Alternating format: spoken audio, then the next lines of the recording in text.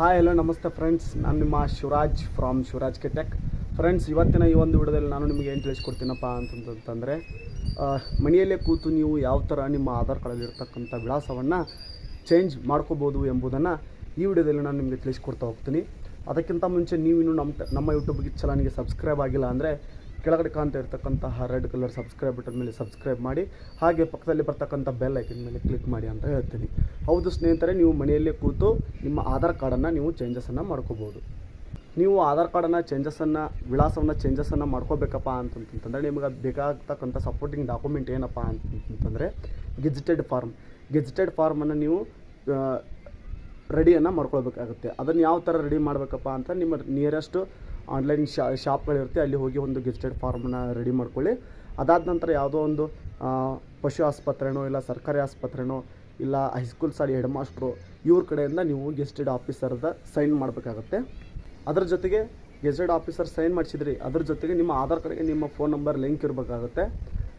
Link ಇದ್ದ ತಕ್ಷಣ ನೀವೇನು ಮಾಡ್ಬೇಕಪ್ಪ ಅಂತಂದರೆ ನೀವು ಆನ್ಲೈನಲ್ಲಿ ಅಪ್ಲಿಕೇಶನನ್ನು ಹಾಕ್ಬೋದಾಗಿರುತ್ತೆ. ನೀವು ಯಾವ ಥರ ಅಪ್ಲಿಕೇಶನನ್ನು ಹಾಕಬೇಕು ಎಂಬುದನ್ನು ನಾನು ನನ್ನ ಕಂಪ್ಯೂಟರ್ ಸ್ಕ್ರೀನ್ ಮೂಲಕ ತೋರಿಸ್ತಾ ಹೋಗ್ತೀನಿ. ಬನ್ನಿ ವಿಡಿಯೋನ ಶುರು ಮಾಡೋಣಂತೆ. ನೀವು ನಿಮ್ಮ ಕಂಪ್ಯೂಟರ್ ಸ್ಕ್ರೀನಿಗೆ ಬರಬೇಕಾಗತ್ತೆ. ನಾನು ಇದರ ಈ ಇಂಟರ್ಫೇಸ್ನ ಲಿಂಕ್ ನಾನು ಡಿಸ್ಕ್ರಿಪ್ಷನಲ್ಲಿ ಕೊಟ್ಟಿರ್ತೀನಿ. ಅದ್ರ ಮೇಲೆ ನೀವು ಕ್ಲಿಕ್ ಮಾಡಿದರೆ ಈ ಥರ ಇಂಟರ್ಫೇಸ್ ಬರುತ್ತೆ.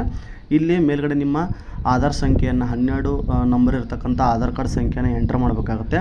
ಅದಾದ ನಂತರ ಪಕ್ಕದಲ್ಲಿ ಇರತಕ್ಕಂಥ capture code as it is ಏನಿದೆಯಲ್ಲೋ ಅದೇ ಥರನಾಗಿ ನೀವು ಇಲ್ಲಿ ಎಂಟ್ರನ್ನು ಮಾಡಬೇಕಾಗುತ್ತೆ. ಅದಾದ ನಂತರ ಸೆಂಡ್ OTP ಮೇಲೆ ಕ್ಲಿಕ್ಕನ್ನು ಮಾಡಬೇಕಾಗುತ್ತೆ.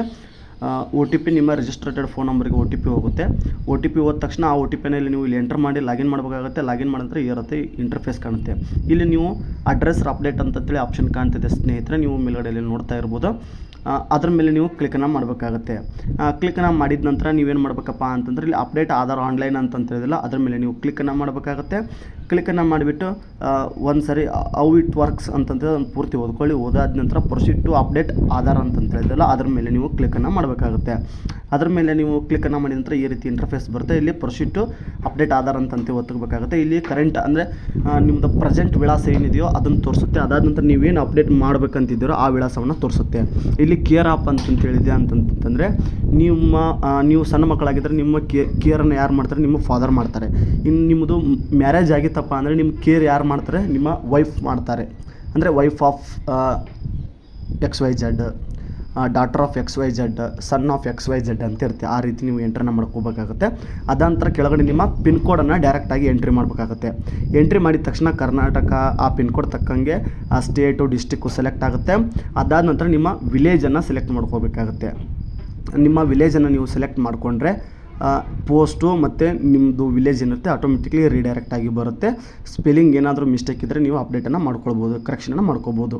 ಈಗ ನೀವು ಡಾಕ್ಯುಮೆಂಟನ್ನು ಅಪ್ಲೋಡನ್ನು ಮಾಡಬೇಕಾಗುತ್ತೆ. ಆಗಲೇ ನಾನು ಹೇಳಿದೆ ಸ್ಟಾರ್ಟಿಂಗಲ್ಲೇ ಗೆಜೆಟೆಡ್ ಫಾರ್ಮ್ ಬೇಕಂತ ಹೇಳಿದೆ. ಆ ಗೆಜೆಟೆಡ್ ಫಾರ್ಮನ್ನು ನಾವು ಸ್ಕ್ಯಾನ್ ಮಾಡಿ ಇಟ್ಕೊಳ್ಬೇಕಾಗುತ್ತೆ. ನೀವು ನೋಡ್ತಾ ಇರ್ಬೋದು ಗೆಜೆಟೆಡ್ ಫಾರ್ಮ್ ಈ ರೀತಿಯಾಗಿ ಕಾಣುತ್ತೆ ನಿಮಗೆ. ಗೆಜೆಟೆಡ್ ಫಾರ್ಮ್ ಈ ರೀತಿ ನೀವು ಸೈನ್ ಮಾಡಿಸ್ಕೊಂಡ್ಬಿಟ್ಟು ಏನು ಮಾಡಬೇಕಪ್ಪ ಅಂತಂತಂದರೆ ಇಲ್ಲಿ ಸೆಲೆಕ್ಟ್ ಆಪ್ಷನ್ ಮೇಲೆ ಕ್ಲಿಕ್ಕನ್ನು ಮಾಡಬೇಕಾಗುತ್ತೆ.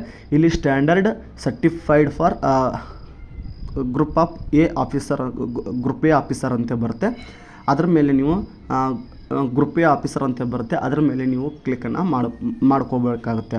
ಅದರ ಮೇಲೆ ನೀವು ಗ್ರೂಪ್ ಎ ಆಫೀಸರ್ ಮೇಲೆ ನೀವು ಕ್ಲಿಕ್ಕನ್ನು ಮಾಡಿದ ನಂತರ ನೀವು ಏನು ಸ್ಕ್ಯಾನನ್ನು ಮಾಡಿ ಇಟ್ಕೊಂಡಿರ್ತೀರಲ್ಲ ಆ ಸ್ಕ್ಯಾನನ್ನು ನೀವು ಇಲ್ಲಿ ಅಪ್ಲೋಡನ್ನು ಮಾಡಬೇಕಾಗುತ್ತೆ. ಇಲ್ಲಿ ಅಪ್ಲೋಡ್ ಆಪ್ಷನ್ ಕಾಣ್ತಿದೆ, ನೀವು ನೋಡ್ತಾ ಇರ್ಬೋದು. ವ್ಯೂ ಡೀಟೇಲ್ಸ್ ಅಂತಂತಿದೆ, ಅದರ ಮೇಲೆ ಕಂಟಿನ್ಯೂ ಮಾಡಿಬಿಟ್ಟು ನಿಮ್ಮ ಫೈಲು ಏನು ಇದರಲ್ಲಿ ನೀವು ಸೇವನ್ನು ಮಾಡಿಟ್ಟಿರ್ತೀರಲ್ಲ ಆ ಫೈಲಿಗೆ ಓಪನ್ ಮಾಡಬೇಕಾಗುತ್ತೆ. ಆ ಫೈಲನ್ನು ಓಪನ್ ಮಾಡಿಬಿಟ್ಟು ನೀವು ಸ್ಕ್ಯಾನ್ ಮಾಡಿ ಇಟ್ಕೊಂಡಿರ್ತಕ್ಕಂತಹ PDF ಅನ್ನು ನೀವು ಇಲ್ಲಿ ಸೆಲೆಕ್ಟ್ ಮಾಡಿ ಕೊಡಬೇಕಾಗುತ್ತೆ. ಸೆಲೆಕ್ಟ್ ಮಾಡಿದ ನಂತರ ನೀವೇನು ಮಾಡಬೇಕು, ಇಲ್ಲಿ ನೆಕ್ಸ್ಟ್ ಅಂತ ಕೊಡಬೇಕಾಗುತ್ತೆ. ಇಲ್ಲಿ ನೆಕ್ಸ್ಟ್ ಅಂತ ಕೊಟ್ಟ ತಕ್ಷಣ ಇಲ್ಲಿ ಏನಾಗ ರೀಡೈರೆಕ್ಟ್ ಆಗುತ್ತಪ್ಪ ಅಂತಂದರೆ ಇದು ಡೈರೆಕ್ಟಾಗಿ ಅಪ್ಡೇಟ್ ಅಂದರೆ ನೀವು ಏನು ಎಂಟ್ರಿನ ಮಾಡಿರ್ತೀರೋ ಆ ವಿಳಾಸಕ್ಕೆ ಇಲ್ಲಿ ರೀಡೈರೆಕ್ಟ್ ಆಗುತ್ತೆ. ಒಂದು ಸರಿ ನೀವು ಚೆಕ್ಔಟನ್ನು ಮಾಡಬೇಕಾಗುತ್ತೆ. ವಿಳಾಸ ನಾನು ಅಪ್ಡೇಟ್ ಮಾಡಿದ ವಿಳಾಸ ಕರೆಕ್ಟ್ ಆಗಿದೆಯೋ ಇಲ್ಲೋ ಅಂತಂತ ಚೆಕ್ಔಟ್ ಮಾಡಬೇಕಾಗುತ್ತೆ. ಇಲ್ಲಿ ಟಿಕ್ ಬಾಕ್ಸ್ ಮೇಲೆ ಇರುತ್ತೆ, ಆ ಟಿಕ್ ಬಾಕ್ಸ್ ಮೇಲೆ ಕ್ಲಿಕ್ ಮಾಡಿ ನೆಕ್ಸ್ಟ್ ಅಂತ ಹೊಡಿಬೇಕಾಗುತ್ತೆ. ನೆಕ್ಸ್ಟ್ ಅಂತ ಮೇಲೆ ಕ್ಲಿಕ್ ಮಾಡಿದ ನಂತರ ಸ್ವಲ್ಪ ಲೋಡ್ ಆಗುತ್ತೆ.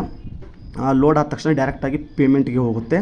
ಇಲ್ಲಿ ನೀವು ಟಿಕ್ ಬಾಕ್ಸ್ ಅಗ್ರಿ ಇದೆಯಲ್ಲ ಅದರ ಅಗ್ರಿ ಮೇಲೆ ಮಾಡಬೇಕಾಗುತ್ತೆ. ಇಲ್ಲಿ ರುಪೇ ಪೇ ಅಂತ ಇದ್ದಿಲ್ಲ, ನೀವು ರುಪೇ ಪೇಯನ್ನು ಮಾಡಬೇಕಾಗತ್ತೆ. ಅಂದರೆ ನೀವು ಮಿನಿಮಮ್ 50 ರೂಪಾಯಿ ಇದಕ್ಕೆ ಸ್ಕ್ಯಾನ್ ಮಾಡಿಬಿಟ್ಟು ಪೇ ಮಾಡಬೇಕಾಗತ್ತೆ. ನೀವು ಇದಕ್ಕೆ ಏನು ಮಾಡಬೇಕಪ್ಪ ಅಂತಂದರೆ ನಿಮ್ಮ ಗೂಗಲ್ ಪೇ, ಫೋನ್ಪೇ ಮೂಲಕ ನೀವು 50 ರೂಪಾಯಿನ ನೀವು ಸ್ಕ್ಯಾನನ್ನು ಮಾಡಬೇಕಾಗತ್ತೆ. ಸ್ಕ್ಯಾನನ್ನು ಮಾಡಿದ ತಕ್ಷಣ ಪೇಮೆಂಟ್ ಸಕ್ಸಸ್ಫುಲ್ ಆದ ನಂತರ ವಿತಿನ್ ಕೌಂಟೌನ್ ಸ್ಟಾರ್ಟ್ ಆಗುತ್ತೆ 15 ಸೆಕೆಂಡು. ಅದರಲ್ಲಿ ರೈಟ್ ಅಂತ ಬರುತ್ತೆ. ಬಂದಾದ ನಂತರ ನೀವು ನೋಡ್ತಾ ಇರ್ಬೋದು ಇಲ್ಲಿ ಡೌನ್ಲೋಡ್ ಅಕ್ಲಾಜ್ಮೆಂಟ್ ಅಂತಂತೇಳಿ ಬರುತ್ತೆ. ಈ ರೀತಿ ಬಂದರೆ ನೀವು ಆಗ್ತಕ್ಕಂಥ ಅಪ್ಲಿಕೇಶನ್ ಯಶಸ್ವಿಯಾಗಿ ಸಬ್ಮಿಟ್ ಆಗಿದೆ. ಈ ಅಕ್ಲಾಜ್ಮೆಂಟನ್ನು ಒಂದು ನೀವು ಪ್ರಿಂಟೌಟನ್ನು ತೆಗೆದುಕೊಂಡು ಇಟ್ಕೋಬೇಕಾಗುತ್ತೆ.